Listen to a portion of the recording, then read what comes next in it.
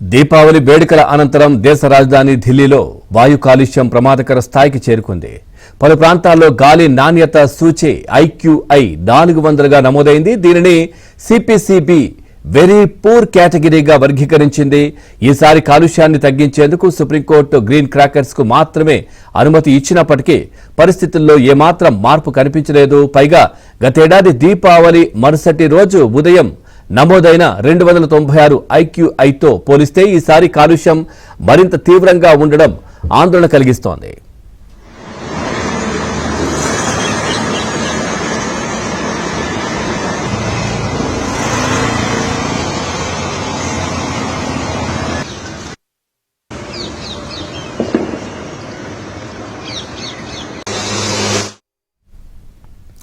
నిన్న సాయంత్రం 4 గంటలకే ఢిల్లీలో IQI 400గా వెరీ పూర్ కేటగిరీలో నమోదైనట్లు system of air quality and weather forecasting and research వెల్లడించింది.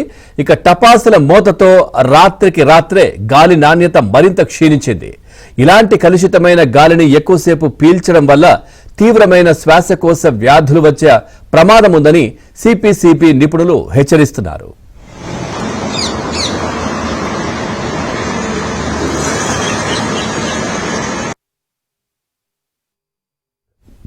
పర్యావరణ పరిరక్షణ, ప్రజల ఆరోగ్యాన్ని దృష్టిలో ఉంచుకొని ఈ ఏడాది అక్టోబర్ 15న సుప్రీంకోర్టు గ్రీన్ క్రాకర్స్ కాల్చడానికి మాత్రమే అనుమతి ఇచ్చింది. సాధారణ టపాసులపై పూర్తి నిషేధం విధిస్తే అక్రమ రవాణా పెరిగి మరింత హానికరమైన వాటిని కాలుస్తారని, ఇక అందుకే తక్కువ కాలుష్యాన్ని వెదజల్లే గ్రీన్ క్రాకర్స్ కు అనుమతి ఇస్తున్నామని న్యాయస్థానం తన తీర్పులో పేర్కొంది. ఉదయం 6 గంటల నుంచి రాత్రి 7 గంటల వరకు, రాత్రి 8 గంటల నుంచి ఉదయం 10 గంటల వరకు మాత్రమే టపాసులు కాల్చాలని స్పష్టమైన ఆదేశాలు జారీ చేసింది. అయినప్పటికీ కాలుష్య తీవ్రత తగ్గకపోవడం వల్ల ఆందోళనలు వ్యక్తమవుతున్నాయి.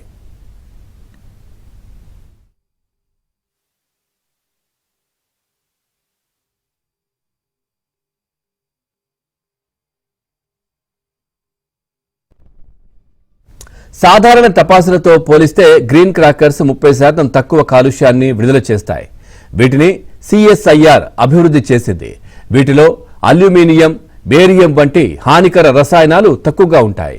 అయినప్పటికీ ఢిల్లీలో కాలుష్య తీవ్రత తగ్గకపోవడం క్షేత్రస్థాయిలో నిబంధనల అమలుపై ప్రశ్నలు లేవనెత్తుతోంది.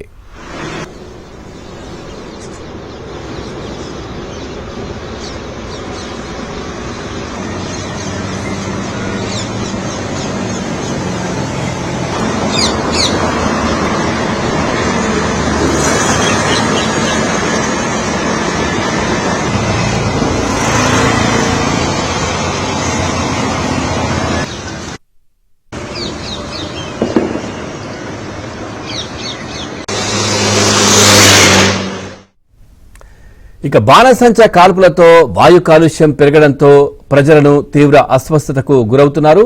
ఇక హర్యానా ప్రాంతంలో ఒకవైపు పంట వ్యర్థాల దగ్ధంతో వాయు కాలుష్యం పెరుగుతుంటే ఈ దీపావళి వచ్చేసరికి వాయు కాలుష్యం మరింత కమ్ముకుని రావడం ఏటా తీవ్ర సమస్యగా తయారవుతోంది. ఇక ఢిల్లీలో భారీగా పెరిగిన గాలి కాలుష్యం, గాలి నాణ్యత సూచి 400కు చేరుకుంది.